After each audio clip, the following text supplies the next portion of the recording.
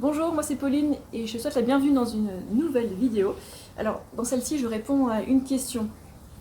Pourquoi est-ce qu'on entend partout qu'il faut manger du bon gras et ajouter de l'huile partout, prendre des gélules d'huile de poisson pour les oméga 3? Alors, on entend tout ça partout, peut-être qu'ils ont envie de nous vendre des gélules de poisson, tu sais. Le problème, c'est que ça tient pas la route en fait. Quand on teste, il y a des études là-dessus, hein, quand on donne des gélules d'huile de poisson à des gens, et qu'on vérifie si c'est bon pour leur cerveau, ben en fait, non, ça n'aide pas les capacités cognitives, ça n'aide en rien au cerveau, en fait, ça n'aide en rien. Et voire, ça peut être dangereux.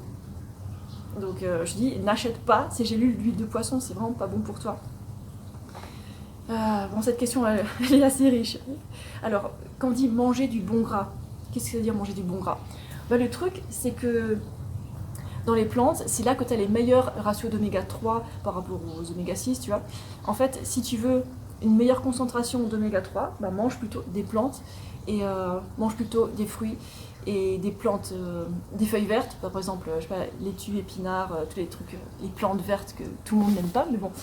Et en fait, t'as pas besoin d'ajouter de l'huile dans ton alimentation pour être en bonne santé, t'as pas besoin de rajouter des aliments gras parce que, en fait, nos besoins en graisse, ils sont très petits. En fait, dans cet océan de propagande par les lobbies des compléments alimentaires, c'est dur de se faire entendre avec des vraies informations qui ont été prouvées. Toi. En fait, nos besoins en oméga 3 sont tout petits.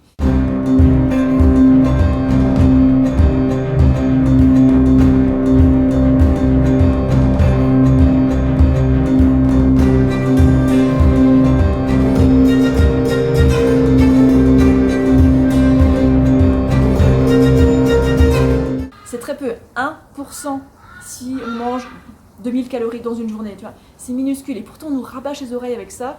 Comment ça se fait? Bah ouais, ils veulent nous vendre des trucs, donc forcément ils vont engager des super experts publicitaires pour nous vendre des trucs. Et tout le monde le gobe parce qu'on est naïf, on croit qu'on nous veut du bien, et puis en fait non, la plupart des industriels en fait ils veulent juste nos sous, et il y en a c'est peu qui se soucient vraiment de notre bien-être. Donc si tu manges de l'huile, si tu manges du poisson pour les oméga 3, bah, ça va pas servir à grand chose en fait. Le problème, c'est que si tu manges de l'huile, ben, tu vas durcir tes artères, tu vas endommager ton ADN, oui, et je pèse mes mots. Tu vas favoriser le diabète, ouais, et tu vas favoriser le surpoids aussi. Et si tu manges du poisson, oui, ok, tu auras peut-être des oméga 3, mais il y a aussi tout le package du poisson, tu vois, avec les métaux lourds, avec. Là, ça dépend si tu manges ton poisson cru ou cuit, tu vois. Si tu le manges cru, ben, tu risques d'avoir des parasites, tu vois, des larves, des vers, dégueu. Et le problème, c'est que les produits d'origine animale qui sont riches en graisse, ben, ils sont bourrés de protéines animales qui sont cancérigènes, il faut le dire quand même. Donc c'est pas une bonne solution. Alors tu dis, oui, ok, je suis végétalien, il rajoute de l'huile. Bon, ok, tu fais ce que tu veux, tu vois, mais bon, moi je te le déconseille, quoi. Bon, si t'as envie de prendre du poids, ouais, tu peux rajouter un peu d'huile, il n'y a aucun souci, tu vois. Combien d'huile est-ce que je mange par jour? A priori, zéro. Des fois, il y a des micro-gouttes d'huile dans certains aliments que j'achète. Mais bon, c'est tellement des si petites quantités, tu vois. Dans ma cuisine, il n'y a pas d'huile, il n'y a pas de bouteille d'huile. Quelle que soit l'huile, huile de coco, huile d'olive, non, rien. Par contre, il y a de l'huile dans ma salle de bain, dans ma chambre, parce que là, je peux en utiliser sur ma peau, sur mes cheveux, voilà. C'est tout à fait possible, quoi. Mais non, l'huile n'a pas sa place ici. En fait, les graisses sans leurs fibres sont vraiment très dangereuses. C'est une catastrophe, quoi. Et avec tous les mensonges qu'il y a sur internet, à la télé là-dessus, ben, on s'étonne pas que les maladies chroniques augmentent, que les gens n'arrivent pas à perdre du poids alors qu'ils croient faire tout correctement, alors qu'ils restreignent leurs calories, alors qu'ils ont supprimé tous les glucides. Ben non, c'est pas ça la bonne approche.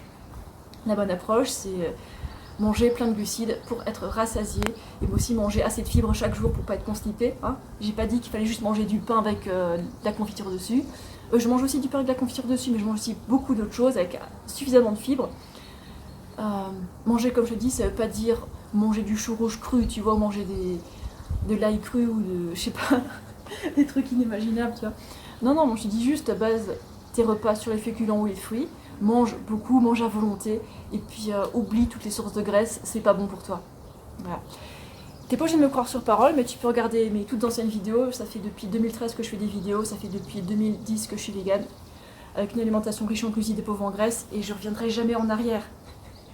Tous ces gens avec leur régime cétogène, non mais il y aura des vagues de maladies chroniques hein, bientôt. Hein. sachant que les problèmes de santé du régime cétogène commencent à partir de 6 mois. Dans les premiers mois, on ne voit pas ces résultats. Mais ça vient après. Ça vient après. Donc prendre soin de sa santé, ça commence maintenant. Je vous souhaite de bien prévenir tous ces problèmes en faisant les bons choix tout de suite. Et voilà, je vous souhaite une super bonne journée, une super bonne soirée. Ne te laisse pas séduire par ces bonimenteurs qui veulent te vendre de l'huile qui est pas un aliment en fait. C'est un truc pour les lampes à huile, tu vois. Ça n'a rien à faire dans ton assiette. Voilà.